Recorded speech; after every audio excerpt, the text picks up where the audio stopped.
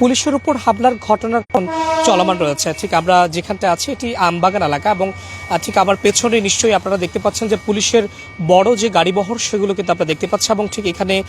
পুলিশের যে অভিযান সেটিও কিন্তু পরিচালনা করা হচ্ছে এবং শতাধিকেরও বেশি পুলিশ সদস্য কিন্তু এখানে মোতায়েন আছে। আমরা যদিও জানি যে আজকে ঠিক রাত 8টার দিকেই চট্টগ্রামের এই আমবাগান এলাকার শীর্ষ মাদক ব্যবসায়ী যিনি রয়েছেন আলমগীর, তাকে আটক করতে গিয়ে পুলিশ সদস্য আহত হয়েছেন এবং ঠিক এই পুলিশ সদস্য তার মধ্যে একজনের অবস্থা বেশ গুরুতর বলা যায়। তার পরবর্তী সময় আমরা যতটুকু দেখেছি যে এলাকায় এখন পুলিশের একটি অভিযান পরিচালনা করা হচ্ছে এবং এই সব অভিযানের মধ্যে আমরা নিশ্চয়ই যে চিত্র দেখতে পাচ্ছি যে চট্টগ্রামের যে আমবাগান এবং একই সাথে ঝর্ণাপাড়া যে এলাকাগুলো রয়েছে যেগুলো আসলে মাদক বিক্রির সঙ্গে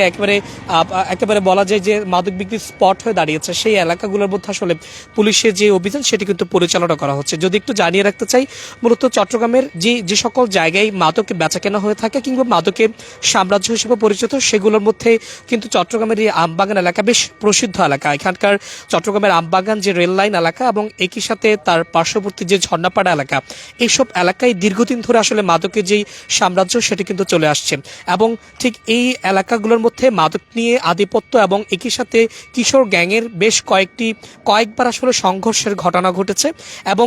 ঠিক এই সবগুলোকে শেল্টার দেওয়া কিংবা মাদক ব্যবসা এবং একই সাথে ছিনতাইয়ের মামলার সঙ্গে মামলার প্রধান আসামি আলমগীর হোসেন, তাকে যখন আজকে পুলিশ তাকে যখন শস্ত্রসহ আটক করে ঠিক তারপরই আসলে তার যারা সৈন্যপণ্য রয়েছে, একেবারে বলা যায় তার যারা সাঙ্গপাঙ্গ রয়েছেন তারাই কিন্তু আসলে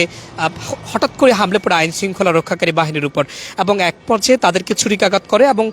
বেশ রক্তাক্ত করে দেওয়া হয়। ঠিক এই ঘটনার পরপরই চট্টগ্রাম মেডিকেল কলেজ হাসপাতালে দেখেছি যে একজনের অবস্থা বেশ গুরুতর, যিনি চট্টগ্রামের ডাবলমুরিং থানার উপপরিদর্শক মবিনুল ইসলাম, তিনি আসলে এই ঘটনায় বেশ গুরুতর আহত হয়েছেন এবং একই সাথে এই ঘটনায় আরও মোটামুটি বলা যায় যে 5 থেকে 7 জন পুলিশ সদস্য আরও একাধিক বলা যায় যে এই ঘটনায় পুলিশ সদস্য আহত হচ্ছেন এবং ঠিক তারপর আমরা যতটুকু দেখেছি যে চট্টগ্রামের মেট্রোপলিটন পুলিশ কমিশনার তিনিও আসলে ঠিক এই ঘটনায় যেটি বলেছেন যে মূলত যারা এই ঘটনার সঙ্গে সম্পৃক্ত তাদেরকে চিহ্নিত করে আইনের আওতায় আনা হবে এবং আজকের মধ্যে আসলে একটি বড় ধরনের যে অভিযান সেটি কিন্তু পরিচালনা করা হচ্ছে এবং এই অভিযানের মধ্যে এই এলাকার যে মাদক ব্যবসা কিংবা বিভিন্ন ধরনের চুরি ছিনতাইয়ের সঙ্গে যেই মানুষগুলো জড়িত তাদেরকে চিহ্নিত করে তাদেরকে গ্রেফতার করার যে অভিযান সেটিও কিন্তু পরিচালনা করা হচ্ছে। ঠিক চট্টগ্রামের যে আমবাগান এলাকা, এটি বলা যায় যে চট্টগ্রামের মাদক বিক্রির একটি অন্যতম স্পট হয়ে দাঁড়িয়েছে। এখানে বেশ কয়েকটি গ্রুপ রয়েছে যেগুলোতে এই ধরনের বিভিন্ন ধরনের যে অনৈতিক কার্যক্রম কিংবা দেহ ব্যবসা থেকে শুরু করে মাদক মাদক বেচা কেনা এই ধরনের বেশ অনিয়ম কিন্তু দীর্ঘদিন ধরে চলে আসছে। পুলিশের বেশ তথ্য উপাত্ত নিয়েই কিন্তু তারা আজকে চট্টগ্রামের এই মাদক বিক্রির আখড়া ভেঙে দেওয়ার জন্য তারা এখানে এসেছিলেন এবং এক পর্যায়ে এখানে যে নামগুলো আসলে সবার আগে উঠে আসে মাদক বেচা কেনার সঙ্গে আলমগীর এবং তার যারা সহকর্মীরা রয়েছেন, একই সাথে এই যে এখানে দেহ ব্যবসা থেকে শুরু করে নানান অপকর্ম কিন্তু চট্টগ্রামের এই আমবাগান এলাকা, একই সাথে চট্টগ্রামের যে মতি ঝর্ণা এলাকা, একই সাথে ঝর্ণাপাড়া যে এলাকাগুলো রয়েছে সেসব জায়গাগুলোতে কিন্তু দীর্ঘদিন ধরে চলে আসছিল এবং এখানে আধিপত্যকে বিস্তার করে এর আগেও কয়েকবার আসলে এই ধরনের সংঘর্ষের ঘটনা ঘটেছে এবং সবশেষ পুলিশ যখন আজকে রাত 8টার দিকেই আলমগীর হোসেন, যিনি চুরি ও ছিনতাই মামলায় আসলে বলা যায় যে আসামি, তাকে আসলে যখন গ্রেফতার করতে এসেছে ঠিক সেই মুহূর্তে পুলিশের উপর হামলা করা হয় এবং বলা হচ্ছে যে তার পুরো পরিবারই এই যে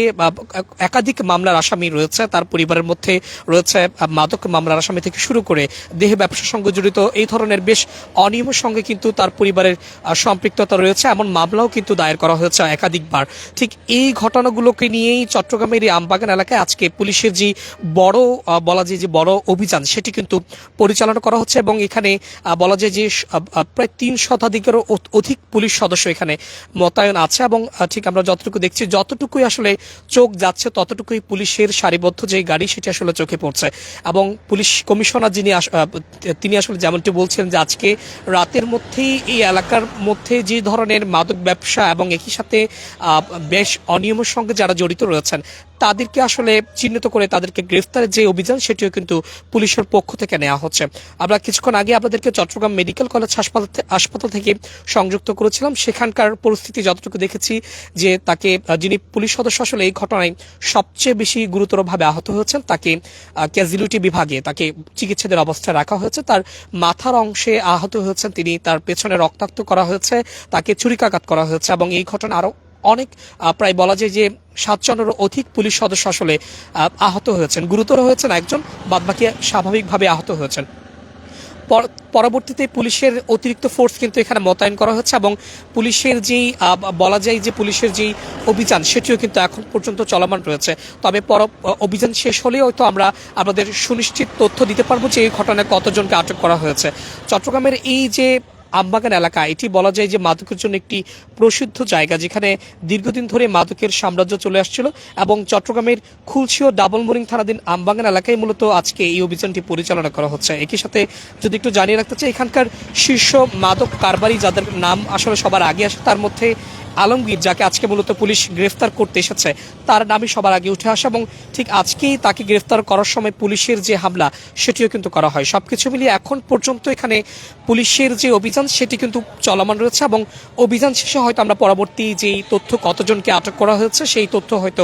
আপনাদের কাছে তুলে ধরতে পারবো। তবে এটিকে নিয়ে সাধারণ মানুষের মধ্যে এক ধরনের উদ্বেগ তৈরি হয়েছে, যেখানে তারা বলছিলেন যে আইন শৃঙ্খলা রক্ষাকারী বাহিনী একজন আসামিকে গ্রেফতার করতে গেছেন এবং সেখানে এই ধরনের আইন শৃঙ্খলা রক্ষাকারী বাহিনীর উপর হামলার ঘটনা এটি একেবারে নজিরবিহীন এবং এটি আইন শৃঙ্খলা রক্ষাকারী বাহিনীর যেই তাদের যেই অবস্থান কিংবা একই সাথে তাদের উপর যে মানুষের যে এক ধরনের নিরাপত্তা সেটিও কিন্তু বিঘ্নিত করছে। ফলে তারা এক ধরনের শঙ্কিত অবস্থা রয়েছেন, যেখানে আইন শৃঙ্খলা রক্ষাকারী বাহিনীর উপরে এই ধরনের হামলা হচ্ছে সেখানে সাধারণ মানুষ আসলে কতটা আতঙ্কিত সেটিও কিন্তু তারা বলছিলেন। সবকিছু মিলিয়ে এখন পর্যন্ত বলা যায় যে চট্টগ্রামের এই আমবাগান এলাকা এটি এখানে পুলিশের শতাধিক প্রায় বলা যায় যে 300-র অধিক পুলিশ সদস্য এখানে মোতায়েন রয়েছেন এবং একই সাথে তারা চট্টগ্রামের এই আমবাগান এলাকার যে আশপাশের যে রেল লাইনগুলো রয়েছে এবং ঠিক তার পার্শ্ববর্তী যেই ঝর্ণাপাড়া এলাকাগুলো রয়েছে সেখানে কিন্তু তারা তাদের যেই অভিযান সেটি পরিচালনা করছেন এবং এখানে কিশোর গ্যাংয়েরও কিন্তু একটু আধিপত্য রয়েছে। বিশেষ করে এখানে একাধিক গ্রুপ রয়েছে যারা এই ধরনের সংঘবদ্ধভাবে কিন্তু আইন শৃঙ্খলা রক্ষাকারী বাহিনীর উপর হামলা করে কিংবা তাদের যারা বিরোধিতা করে তাদের উপর আসলে হামলা পড়ে। সবকিছু মিলিয়ে এই এলাকাকে পুলিশের নিয়ন্ত্রণে নিতে কিন্তু এখন পর্যন্ত পুলিশের যেই তৎপরতা সেটি দেখছি যে আমরা প্রায় 300-র অধিক পুলিশ সদস্য এখানে তারা অভিযান পরিচালনা করছে এবং রাতভর যে অভিযান সেটি চলমান থাকার কথা কিন্তু পুলিশের পক্ষ থেকে আমরা জানতে পেরেছি। এই ছিল আমার কাছে চট্টগ্রামে আমবাগান এলাকা থেকে এই পর্যন্তই। বাংলা নিউজের সাথে ছিলাম সাজ্জাদ হোসাইন।